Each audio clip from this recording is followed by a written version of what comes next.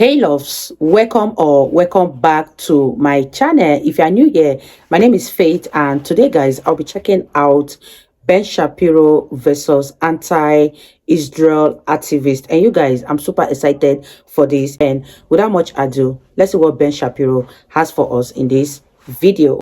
Last night I visited Oxford University in Great Britain. My wife had some hesitance about me visiting the UK at all, given safety concerns. After all, on Saturday, some 100,000 people marched in support of Hamas.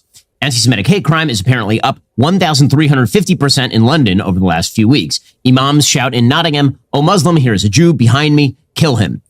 But we felt that it was important, particularly at a time when the West seems unsure of its moral qualifications to condemn absolute evil in the form of Hamas, to go to Oxford. After all, Oxford is a 1,000-year-old institution, one of the chief intellectual lights of the West. If we in the West lose Oxford, it's a good indicator the West as a whole is in trouble. Well, I'm here to report the West is in trouble. The university itself is gorgeous. It's a monument to the greatness of mankind. The architecture is magnificent. The history speaks from the walls, from Churchill to C.S. Lewis, from 1096 to 1945. But the institution itself has been honeycombed with people who are in full support of Islamic terrorism.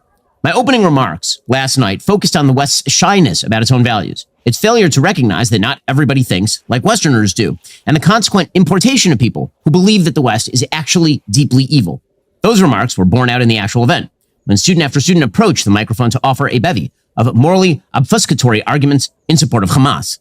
The most common was the clearly specious and horrible argument that Hamas, burning babies alive in their cribs, raping their mothers, shooting them, and torturing fathers, was somehow morally equivalent to the Israeli Defense Forces targeting terrorists while attempting to minimize civilian casualties. Can you imagine? When pressed, however, student after student admitted the real goal, the destruction of the state of Israel, entirely. The rest of it was all just hot air. Here's just one example of an exchange I had with a young Muslim woman. Obviously, she was Muslim. She was wearing hijab, for those who can't see the clip. Here it is. Attempting to kill terrorists, and civilian casualties are a cost of war. It is just a reality of life. During World War II, there were 70,000 Brits who died during the Blitz bombing. And there were 2 million Germans who died, civilians who died during World War II. And I don't see a lot of monuments in Britain because of the 2 million civilians who died in Germany. The costs of war are brutal, they're terrible, they're horrifying. There's a vast difference in moral scope between deliberately going into a civilian area and murdering everyone you can find and trying to kill a terrorist who is deliberately hiding beneath the civilian area, hiding their rockets in civilian areas, starving their own people. And there is a vast difference. Okay, so let me now address my question. So my question is, do you believe that there is a moral difference between Hamas going into, for example, Kfar Aza and murdering entire families, and Israel attempting to target terrorists and accidentally hitting civilians? Israel is effectively doing the same because Gaza is the most densely populated region in the world. There are 15,000 people per square mile. So does Hamas get immunity because they're there? So Hamas gets immunity. So Israel has killed 3,500 children in the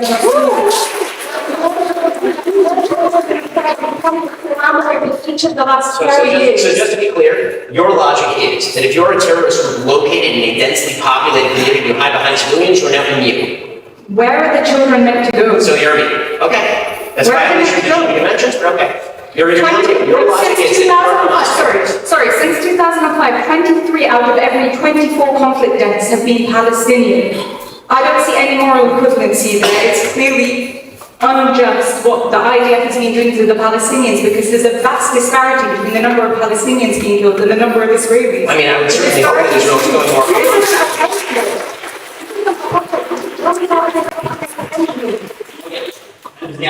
if based on the numbers, more Germans died than Brits in World War II, did that mean that the British were wrong in World War II? Because they did. Many more Germans died than Brits.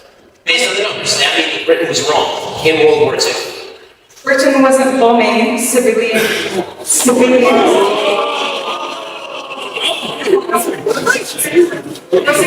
You should talk to the people in Dresden. There's a clear difference. I agree that war is horrible, but this is not a just war. What Israel is doing is not a just war. There's a difference between fighting the Nazis. So it's not a just war. It's not a just war. When you fight a war against people who murder 1,500 of your civilians and take 233 of them last year captive into tunnels, it is not a just war to liberate them.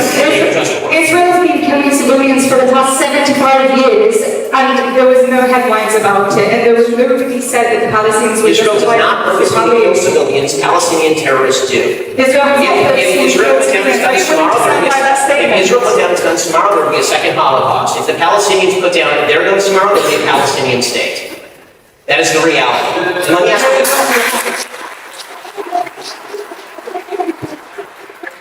I'm just going to ask you the last question, the same question I asked her. Which part of Palestine is occupied? The entirety of Palestine. But I'm not saying the destruction of Jews. I appreciate you expressing your full genocidal intent with Jewish people living with you. A state that is not apartheid. You can have a state where all citizens have equal rights, Jews and Muslims. I'm sure that's going to go. That's not genocidal. Under the same people who are governing the Gaza Strip, where zero Jews live. I will point out here that just for the sake of the fact, there is a state in the Middle East where Jews and non-Jews have equal rights. That would be the state of Israel, where 20% of the population is Arab Muslim. Also, there are zero Jews living in the Gaza Strip, zero Jews living in the Palestinian areas of the West Bank, zero Jews living in Lebanon, zero Jews living in Jordan, zero Jews living in Saudi Arabia, zero Jews living in Egypt, zero Jews living in Syria. But, Israel is the problem. But points for honesty. I mean, at least she just says the thing. The state of Israel should be destroyed. And here's the thing. Student after student said this. This was not a rarity. Literally, student after student just admitted, full scale, that Israel should not exist. To put it mildly, the experience was somewhat discomforting. It's not all that easy emotionally to stand across from student after student calling for the extermination of Jews between the river and the sea. My literal friends and family. At modern universities, it is now considered erasure to mention that men and women are different. But it's considered perfectly acceptable to openly justify and excuse the murder of innocent Jewish men, women, and children. Radicalized Muslim students in the most important Western institutions feel no qualms whatsoever about calling for the obliteration of the Jewish state. Anti-Semitism runs rife in these halls, obviously. And what's even more disturbing is the tolerance with which it is met. There's little or no pushback. There's certainly no feeling that such Jew hatred is out of bounds. And that's why the West is in trouble. As I said last night, in 1933, the Oxford Union Society infamously voted 275 to 153 for the proposition, quote, "This House will under no circumstances fight for its king and country." That pathetic statement, which became known as the so-called Oxford Oath, gave aid and comfort to the enemies of the West. It reportedly led both Hitler and Mussolini to the conclusion that the British were internally weak and thus prey for aggression. The modern version of the Oxford Oath is what we see today in the West. The belief that the values of king and country aren't worth defending in the face of a muscular form of Islam that seeks the total obliteration of its enemies. Are you tired of the lies and the twists of the mainstream media talking points? Yeah, me too. Join me in my newest series, Fact, where I dismantle and bring truth to this tiring mainstream agenda. Wow, you guys, that was such a heated debate right there between Ben Shapiro and the anti-Israel activists. One thing I know for sure is that Ben Shapiro is ever so ready to defend his people. And I love how firmly and how outspoken he is. And I don't know any country that would not retaliate when another country attacks them. That was exactly what Israel did. I don't know why people are blaming the Jews at this point in time, because all I see here is that there is nobody that your house will be attacked and you will not want to retaliate. And I love the fact that Ben Shapiro always keeps his cool. I commend him so much for not losing it, because this kind of thing can make you lose your cool. And kudos to Ben Shapiro for always keeping his emotions together, because these students, they can drive you nuts with their argument or their debate. And up to this moment, it still beats my imagination on how people openly support something that is bad and how they openly support terrorism. And let me know your thoughts on this one. I really had fun reacting to this video, and I'll see you guys in my next video. Bye guys.